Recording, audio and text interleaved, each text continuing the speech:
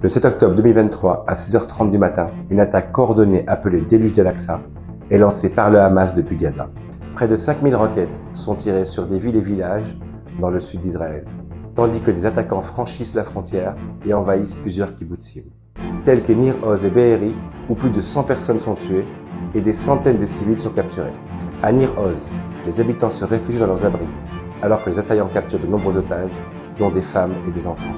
Pendant ce temps, au festival Nova, près de Reim, à 7h, les festivaliers se préparent à une journée de musique, après avoir dansé toute la nuit lorsqu'ils entendent des sirènes. En quelques minutes, les terroristes du Hamas envahissent le site et tirent sur la foule. Plus de 360 personnes sont tuées et plusieurs dizaines de participants sont emmenés dans la bande de Gaza.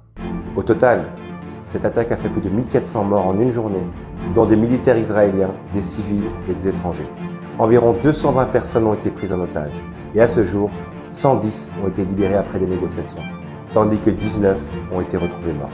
En plus des massacres, des actes de violence sexuelle atroces ont été commis, des femmes ont été violées, parfois en groupe et mutilées.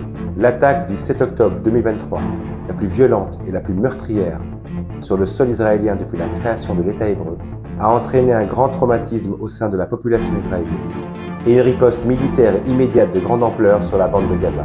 Cette guerre, dite guerre de Gaza, qui a fait déjà des dizaines de milliers de morts au sein des populations palestiniennes, fait l'objet d'une seconde vidéo.